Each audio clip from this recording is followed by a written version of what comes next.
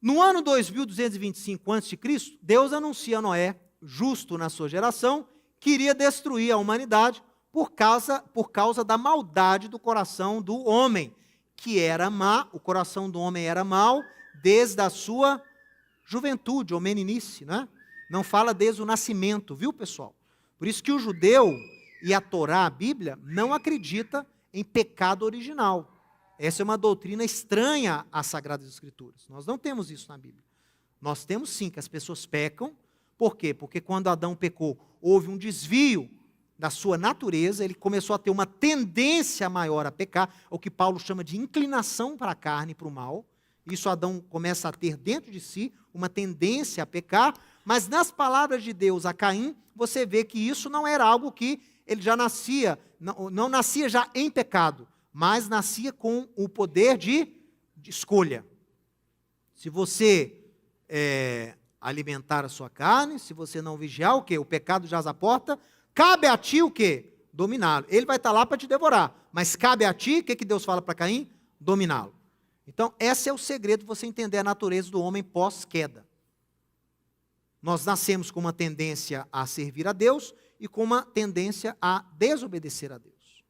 O que acontece é que Adão, depois da queda, essa tendência para desobedecer a Deus, a sua inclinação para o mal, está bem desenvolvida.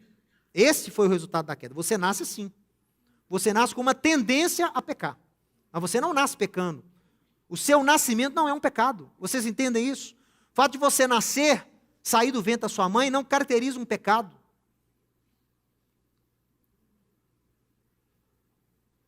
A criança acabou de nascer e já é condenada porque pecou? Pecou por quê? Porque nasceu? Então vamos batizar os recém-nascidos para que se morrerem não possam perecer. Daí veio o batismo de recém-nascidos. Daí que surgiu, porque criam essa doutrina do pecado original. Aí Davi escreve, em pecado me concebeu minha mãe. E todo mundo baseia nesse versículo toda uma doutrina, uma teologia de pecado original. Na verdade, se você conhecer um pouquinho da vida de Davi, aliás, não precisa nem saber nada da vida de Davi. Basta ver o que ele usa, o verbo que ele usa. Em pecado fui concebido. Não fala que em pecado ele nasceu. Em pecado ele foi concebido. Quando a pessoa é concebida num ato de pecado, o que está acontecendo? Você me diz. Se uma pessoa chega para mim e fala assim, Mateus, eu tenho que orar muito porque a minha concepção foi um pecado. O que é isso? Quem é concebido em pecado? Adultério, pessoal. Se ele foi concebido, em pecado me concebeu minha mãe. Quando ele foi concebido, rolou um adultério aí. Por isso que a gente não sabe quem é a mãe de Davi. Por isso que os irmãos viviam rejeitando.